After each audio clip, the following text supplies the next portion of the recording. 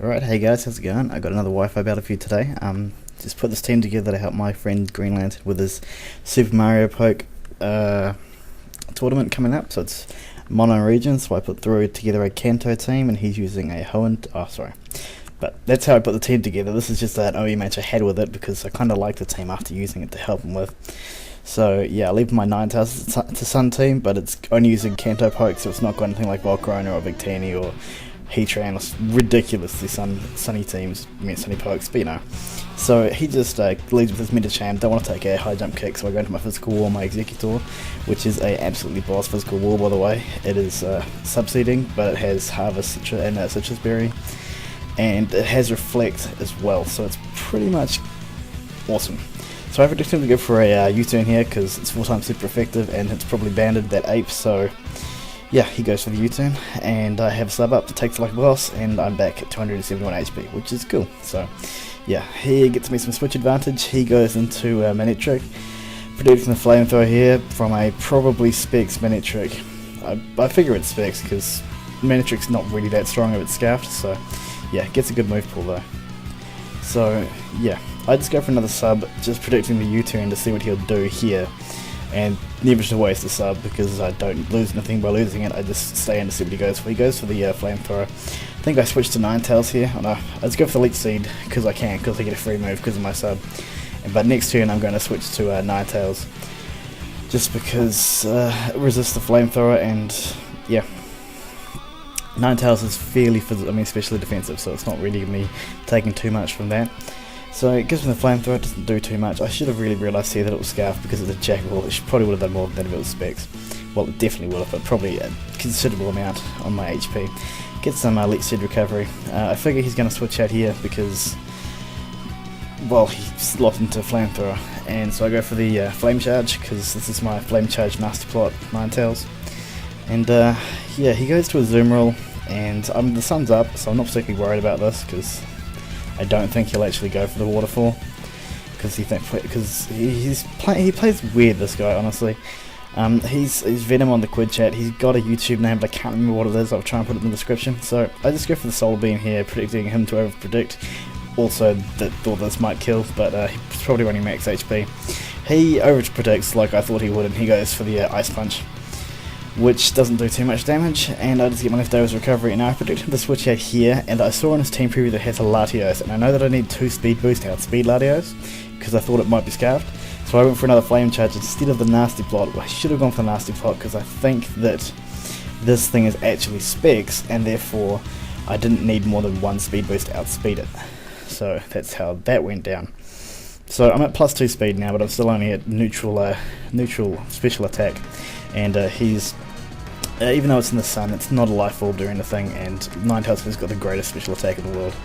So he hits me with the Draco Meteor. It kills me because it's a crit, but it probably didn't matter because it's Specs and it's a Draco Meteor. So yeah, dead Ninetales. Not really fussed about it because it got the sun up. He doesn't have a weather inducer, and so it's done its job really. Knowing that he's locked into Draco Meteor and I have multi-scale, I can live it. I go into my Dragonite here to set up a Dragon Dance on the Switch, and now I know this Medicham is scarfed because all Medichams are scarfed, basically, because especially in OU, because it's too slow to actually be effective with that one. But I thought with the Dragon Dance my jolly Dragonite would actually outspeed it, but apparently I don't, and so I take an Ice Punch, and that Ice Punch, multi-scale resisted, does a shit ton. So I was like, holy balls, that was a lot of damage, but I killed out that Medicham, so it worked out alright in the end for me. I'm kind of annoyed because my Dragonite is basically useless now.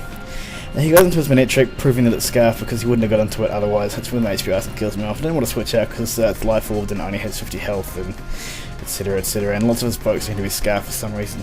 So knowing that he has HP ice and I have thick fat on my special wall, my Snorlax, which is apparently, I love this thing now, it's great.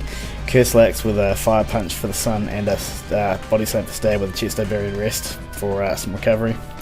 I just go for the Curse on the Switch, and he goes for a Nasty Plot here. Will I Curse again because I want to be able to live a close combat from his Infernape should it come in. And, oh no I don't, I just go for the Body Slam, hoping for the Parahax, which I don't get. And he goes for the Focus Blast. I know I could have lived it because this is a max special defensive Snorlax, and that's not stabbed. So yeah, someone could probably calculate and say that I'm wrong, but I don't really care because use focus blast and miss, big book happens to me all the time. So he goes into his Venom. I only have one curse up, knowing so I can't outspeed it. Predicting him to go for the close combat because he really wants to get rid of that Snorlax. I go into Gengar, who's immune to close combat, fortunately, and he has to switch out, proving that he's banded. So he goes out into this minute trick while I set up a sub. This is a really gay sub disable Gengar, but go fuck yourself because, you know, sub disable Gengar is pretty fun. So yeah, knowing that he's choiced, I'm just going to disable his flamethrower so he has to switch out here. And I probably should have gone for a Shadow Ball on the switch he's about to do, but I just go for the sub, so that's just how it goes. And I'm way ahead of the narration at the moment. But I think maybe it's slowed down, I don't know, maybe I'm talking too fast. But yeah, I don't really consider using the Sun a really whorish kind of team, because I'm not using particularly OU pokes, like Executor is RU, and so Snorlax is UU, and you know, I'm not using like, I don't know what whorish pokes are like. I'm not using Heatran or Infernape or whatever, so yeah. I go for the disable on the switch, predicting me to be slower, which was stupid because I know the Gengar's way faster. But his U-turn doesn't actually break my sub, which is quite funny. So I think I'll just go for the Shadow Ball now, wanting to get some damage on something, because he's just going to keep switching out with both his pokes, constantly breaking my sub. So I could have probably disabled there, and then he would have been screwed because his Inferno can't break my U-turn, my sub, or I don't know, whatever. Anyway, so I had to go for the Shadow Ball. He gets his Spadef drop, doesn't really matter because Gengar is my only special attacker on this team. Oh, Gengar and Venusaur, but Venusaur doesn't last very long, you'll see in a few minutes. So he just goes to the Flamethrower. My Snorlax, not only being a special wall, it has thick fat, so it's not going to do jack all to it. And now I switch to Venusaur, predicting him to switch out, and this is why this guy is ridiculously tedious, well not tedious, but ridiculous to battle, because he goes for a Flamethrower, which is just, why? Why would you go for a Flamethrower? It doesn't make any sense. I predicted him to switch to Infernape, and I would have just gone for the EQ on my Venusaur and killed it, but he goes for the Flamethrower. And then he makes another really weird, and I would say bad, but works out well for him in this play, because I predict him. It's like a really obvious prediction on my behalf. Like, right here, I set up a curse, and then I expect him to switch, I think, on this turn. Like, I'm almost certain he's going to switch. Like, every player in the entire universe right now would switch. They're like, he's cursing, I'm not doing any damage, he probably has rest, I haven't seen leftovers, maybe I should switch out because that's what I'm going to do. So I went for the Body Slam to try and get some damage on his Infernape or Latios, but no, he stays in, so I end up killing his miniature, giving him a free switch into his Infernape, and then I switch out to Gengar, predicting another close combat, but he does well predicting that and goes for a Flare Blitz, killing off my Gengar, which worked out for me in the end. But knowing that my Snorlax can probably take a Flare Blitz because of thick fat, and that if he does hit me with it, it's going to do so much damage to him in recall, he's probably useless. And I just went for the rest in case I lived with like 20 HP or something. So yeah, go for the rest here, predicting him to stay in to Flare Blitz me and predicting me to live it. Bit of a ballsy play. Switching this one is maybe pretty ballsy, but I couldn't really switch to Executor, which is my only other poke left, because it would just die to a Flare Blitz, I think, knowing how much HP it's got left. So I just go for a curse in this Latios' face, because I'm special bulky and I know that I can take a Dracomedia pretty well. But he gets, I think he misses the first one, which kind of sucks for him. It doesn't make a huge difference. It kind of makes a difference, but yeah, I don't know. He misses another one here, I think, which, yeah, I suppose if he didn't miss both of them, he would have killed me, maybe, probably not, I don't know. But he probably would have just forced me to rest, and my Snorlax doesn't actually attack anything apart from this Latios, and at -6, it wouldn't really have done anything.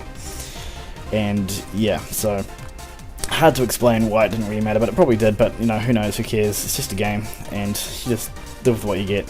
So now I go into my MVP, my Executor, and he goes for the Superpower, which I predicted because Waterfall probably wouldn't have killed me off because of the sun, and Ice Punch is resisted by Thick Fat and not stabs, that wouldn't have done much either. So he goes to the Superpower, I'm in my Executor, he switches out, I predict they go for the sub, because I know that I'll get 1 HP back from my Citrus Berry. And he goes into Infernape here. I reckon he's probably going to U-turn again, because he doesn't, close combat won't break my sub. Flare Blitz will do recall to him, and I can just sub again, and he'll eventually just die off to recall.